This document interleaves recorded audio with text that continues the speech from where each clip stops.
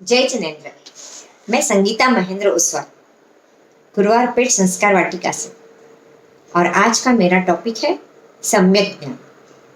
धन्यवाद। प्रणाम बच्चों, कैसे हैं आप? सब ठीक हो ना? तो चलो आज हम एक नया लेसन शुरू करते हैं जिसका नाम है सम्यक ज्ञान।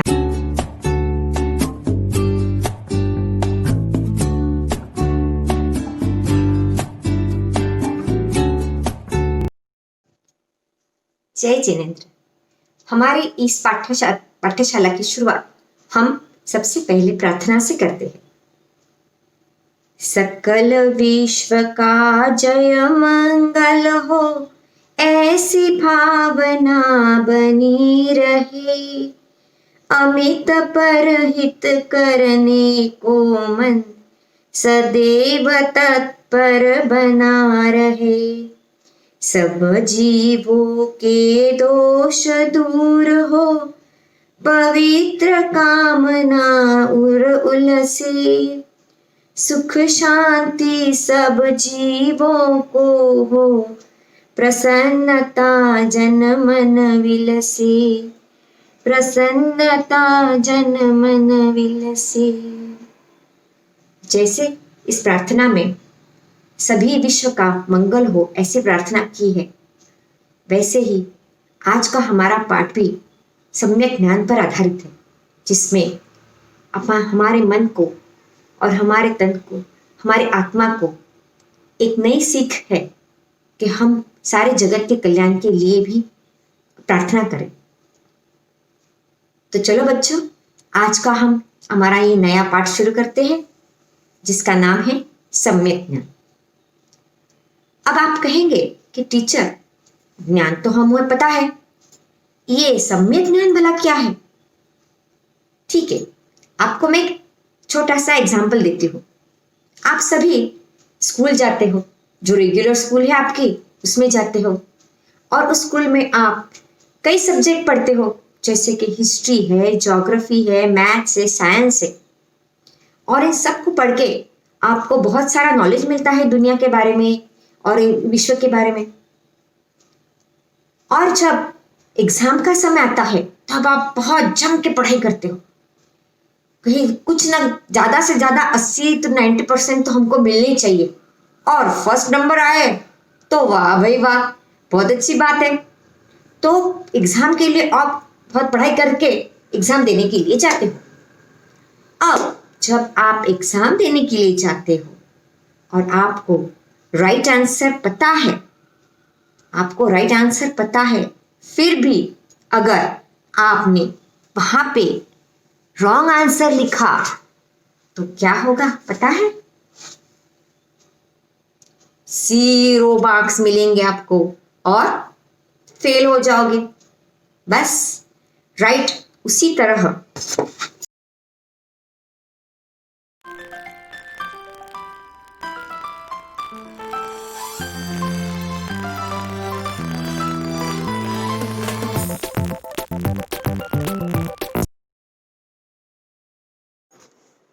उसी तरह हमारा जीन शासन भी एक स्कूल है। हमारे प्रभु, आचार्य, साधु संत और महान ज्ञानी लोग यहाँ के टीचर हैं, और सम्यक ज्ञान, कर्म, जीव विचार जैसे सब्जेक्ट है जो हमारे तन, मन और हमारे आत्मा के कल्याण के लिए हमें नई नई बातें और अच्छी अच्छी बातें सिखाते हैं। अब ये जो ज्ञान है, ये ज्ञान हमें क्या सिखाता है? तो हमें ये जो जीव विचार और ये जो सब्जेक्ट है, इनमें इतना सूक्ष्म विचार किया गया है हर चीज का, कि उसमें हमें क्या अच्छा है, क्या बुरा है, क्या हमें छोड़ना चाहिए, क्या हमें अपनाना चाहिए, हमें कैसे बोलना है, हमें कैसे नहीं बोलना है, हमें अपने हित के साथ साथ दूसरों के हित का विचार कैसे करना है, और इस विश्व में सबको सुखी करने का कैसे प्रयास करना है, ये सिखाता है। और जो हमें सूझबूझ, समझदारी और विवेक जागृत करता है, वो सम्यक ज्ञान है। अब ये सम्यक ज्ञान हम अपनाते तो है, मगर उसका एप्लीकेशन हमसे हर बार पूरी तरह से नहीं होता। अब जैसे स्कूल में परीक्षा होती है, वैसे इस पाठशाला में भी, इस स्कूल में भी हमारे परीक्षा होती है, और वो परीक्षा होती है हमारे जीवन की शैली या हमारा डे टू डे लाइफ। हमारे डे टू डे लाइफ में हमें पता है कि क्या अच्छा क्या बुरा है, क्या करना क्या नहीं करना, फिर भी हम उसको हर वक्त पूरी तरह से अप्लाई नहीं कर सकते। हमारा बिहेवियर, हमारा स्पीच, हमारे एक्शन, ये पूरी तरह से इस सम्यक ज्ञान को हम उस सम्यक ज्ञान का हम उसका यूज़ नहीं कर सकते। और अगर हमें जीवन की परीक्षा में पास होना ही है तो हमें इस सम्यक ज्ञान को अच्छे से जान लेना चाहिए और हमारे विवेक को जागृत करके हम इस ज्ञान का उपयोग करके हमारे जीवन को हमें सफल और सुखी बनाना चाहिए। और अगर हमने उसका यूज़ बराबर नहीं किया तो आप जानते ही हैं कि हमारे लाइफ में ज़ीरो रह जाएगा। हमारा लाइफ, हमारी ज़िंदगी में दुख ही दुख हो जाएगी। हम हर बार हमें उलझनों में फंसना पड़ेगा। तो इस सब से अगर बचना है तो हमें सम्यक ज्ञान का अच्छे से ज्ञान करना बहुत ज़रूरी है। तो हम अभी शुरुआत कहाँ से करें? इस सम्यक ज्ञान का शुरुआत अभी हम कुछ छोटे छोटे पॉइंट से करते हैं। सबसे पहले हम लेते हैं हमें क्या करना है। तो हमें क्या करना है ये हम दर्शन उपासना के जरिए समझने की कोशिश करते हैं। तो देखिए अभी हमें क्या करना है। तो हमें हमारे प्रभु ने संवत्सरण में बैठ के जो अलौकिक विचारधारा हमें दी है, उस विचारधारा को हमें अपनाना है और उस पर पूरी तरह से श्रद्धा रखनी है। दूसरा है कि हमें हमारे प्रभु का, हमारे गुरुजनों का, संतों का, हमारे बड़ों का आदर करना चाहिए, ना कि उनकी निंदा करनी चाहिए। और तीसरा है कि हमें हमारे तीर्थों की यात्रा जैसे भी हमें जब सहूलियत हो करनी चाहिए। और उस तीर्थ यात्रा में हम ना ही विधि पूर्वक वो यात्रा करें, बल्कि हमारे तीर्थों की रक्षा हम कैसे करें उसका भी हमें विचार करना चाहिए। हमारे जिन मंदिर, हमारे उपाश्रय, हमारे महाराज, सबका हमें ख्याल रखना चाहिए। अब आता है कि हमें क्या नहीं करना है। क्या नहीं करना है हमें?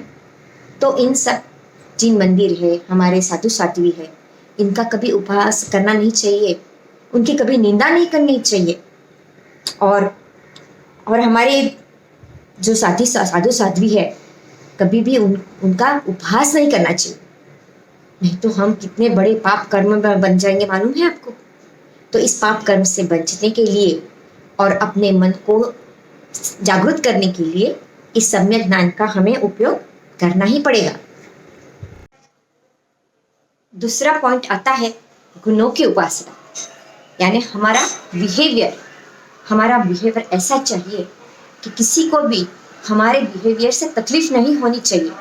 कभी कभी किसी को बहुत घमंड होता है कि मेरे में बहुत ताकत है, मैं बहुत होशियार। अरे राजा रावण का भी घमंड नहीं रहा, तो हम और आप क्या है? और प्रभु परमात्मा जो इतने महान है, उनके सामने तो हम कुछ भी नहीं है। एक दोहा है कि माटी कहे कुम्हार से, तू क्या रोंधे मोहे, एक दिन ऐसा आएगा मैं रोंधूंगी तो। यानी कुम्हार कहता है कि मैं माटी को रोंध के उसका घड़ा बनाता हूँ, लेकिन माटी क्या कहती है कि भले मैं तुच्छ हूँ, लेकिन एक दिन ऐसा आएगा कि हे कुम्हार, तू मरकर मिट्टी में ही मिल जाएगा। तो फिर हम किस बात का अभिमान करते हैं? तो हमें किसी भी बात का घमंड नहीं करना चाहिए, किसी से भी ईर्ष्या नहीं करनी चाहिए, और गुस्सा तो बिल्कुल भी नहीं करना चाहिए। हर चीज में गुस्सा करने से क्या हो जाता है? हमारा कोई भी फायदा नहीं होता, हमारा लॉस ही होता है। अगर मम्मी आप पर गुस्सा करती है तो आपको भी बहुत गुस्सा आता है, लेकिन मम्मी आपके अच्छे के लिए गुस्सा करती है। और आप तो किसी कोई भी चीज जीत के लिए गुस्सा करते हैं, तो उसमें चीज तो मिलती नहीं, मम्मी की डांट भी पड़ती है आपको। तो गुस्सा थूकना चाहिए, और जब भी हमको गुस्सा आए हमको उस स्थान से चले जाना चाहिए या फिर नौकार गिनना चाहिए। हमसे जो कमजोर लोग हैं, जो दुर्बल लोग हैं, उनका मजाक नहीं करना चाहिए या उनको तकलीफ नहीं देनी चाहिए। ये हमारा गुड बिहेवियर है, ये हमारे गुड मैनर्स है। जब भी हम किसी बात का घमंड करें तो हमें ये सोचना चाहिए कि हमसे भी कोई बलशाली है, हमसे भी कोई होशियार आदमी है। अगर वो हमको हमारा मजाक उड़ाए तो हमें अच्छा लगेगा? नहीं ना। तो फिर हमें ये सोचना चाहिए कि हमें किसी का मजाक नहीं उड़ाना चाहिए और हमारे अच्छे गुणों को हमें बढ़ावा देना चाहिए, जिससे हमारा बिहेवियर अच्छा होकर हम लोगों को प्रिय हो जाए। तीसरा पॉइंट है दान धर्म। ये हमारे एक्शन को दिखाता है कि हम कैसे दान करते हैं। दान तो ऐसा करना चाहिए कि राइट हैंड ने दान किया हो तो लेफ्ट हैंड को मालूम भी नहीं होना चाहिए कि हमने दान किया है। तो दान करना बड़ा ही पुण्य का काम है। आपको पता है कि संगम जैसे गरीब एक कौले ने साहिब जी के पात्र में उसकी एक खीर हो रही थी और जो खीर उसने चखी भी नहीं थी, उस खीर को पूरी तरह उन्होंने महाराज को सुपात्र दान किया और अगले जन्म में वो शालिभद्र बना, जिसके पास इतनी दौलत थी कि रोज की रोज उसे स्वर्ग से सोने की पेटियां आती थी। तो दान करके उसने इतना पुण्य कमाया था। अब दान करना, किसी जरूरतमंद को दान करना, ये सबसे बड़ा पुण्य का काम है। दान सिर्फ किसी को कोई चीज देने से नहीं होता। दान हम जो गरीब और असहाय प्राणी होते हैं उनको अभय दान देकर भी हम दान का पुण्य कर सकते हैं। साधु साध्वी जी को सुपात्र दान देकर भी हम दान का महत्व जता सकते हैं। और दान करने से किसी के पास कुछ कम नहीं होता, उल्टा बढ़ता ही है। तो दान हमारे एक्शन को दिखाता है, जो हमारे सम्यक ज्ञान को बढ़ावा देता है। चौथा हमारा पॉइंट है शील धर्म। शील धर्म यानी कि हमारा बर्ताव, किसी के साथ भी हमारा जो बर्ताव है वो हमेशा स्नेहपूर्ण चाहिए। हमारा एक सूत्र है, खामेमि सव्व जीवा खमंतु में मिट्टी में सव्व भुवेसु वेरम मच्छम न केने।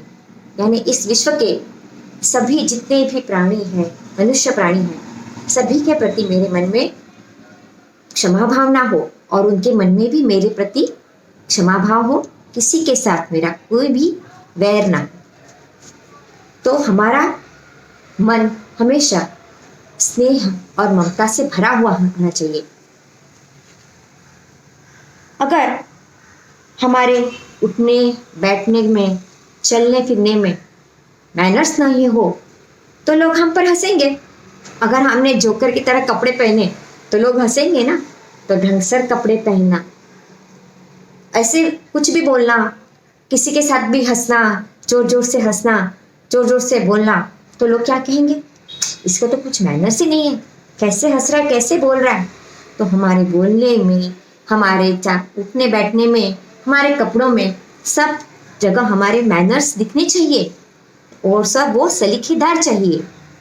और अभी तीसरा पॉइंट आता है कि कभी भी किसी प्रकार की चोरी नहीं करनी।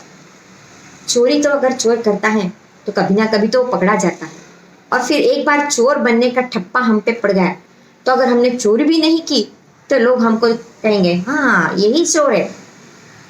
तो चोरी सिर्फ पैसे की नहीं होती, चोरी होती है किसी की नकल करना, किसी के दस्तावेज चोरना है, किसी परीक्षा में किसी की कॉपी करनी है, वो भी एक प्रकार की चोरी है। तो ये हमारे मैनर्स में, गुड मैनर्स में नहीं आता है। तो हमें इसका भी ध्यान रखना चाहिए। अभी हम कहते हैं कि हमारे मन में ममता भाव चाहिए, हमारे मन में स्नेह चाहिए। तो सबसे पहले तो हमें अपनी ये शुरुआत घर से करनी चाहिए। हमारे मम्मी पापा को हमें हमेशा आदर और प्रेम भाव से ही देखना चाहिए। उनके हमारे बड़े बुजुर्गों का हमेशा आदर करना चाहिए, वरना जैसी करनी वैसी भरनी। बूढ़े तो हम सब होने वाले हैं, कोई जवान तो नहीं रहने वाला। फिर जो जैसे हमने बीज बोया है वैसा हमें भी भुगतना पड़ेगा। और जो पाप बंद में होगा उसका तो बस पूछो ही मत कि हमें क्या क्या उसका भुगतना पड़ेगा। तो हमारे माता पिता का आदर करना हमें बहुत ज़रूरी है। और हम हमारे जो बड़े बुजुर्ग हैं, जो असहाय है, उन लोगों के प्रति भी हमारे मन में प्रेम और स्नेह भाव हमेशा जागृत रहना चाहिए। यही हमारे शील धर्म की सम्यक ज्ञान की एक निशानी है।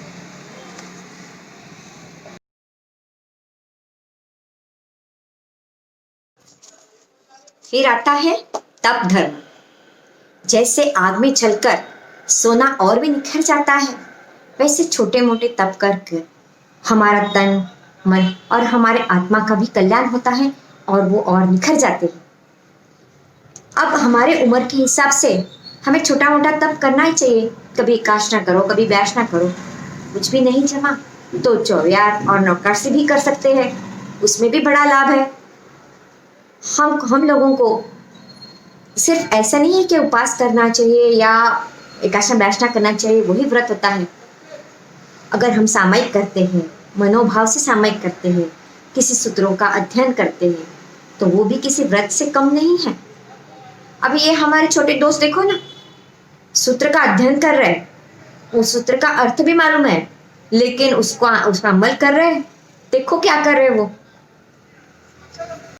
इच्छाकारेण संधीस भगवन इदिया वयम पड़िकवामि। यार ये मक्खी कहाँ से आ गई?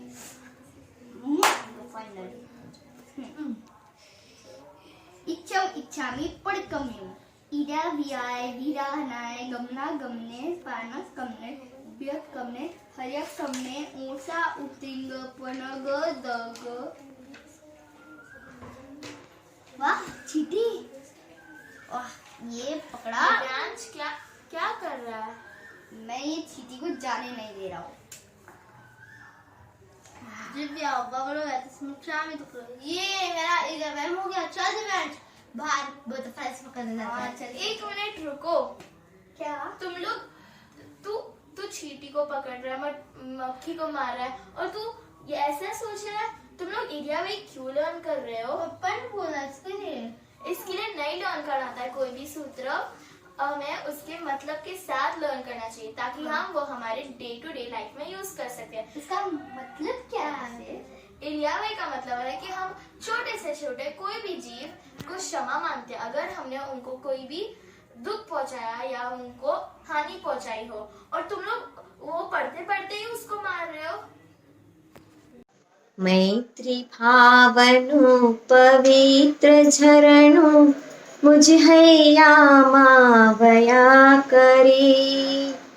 मैत्री भावनु पवित्र झरणु मुझ हैया मावया करे।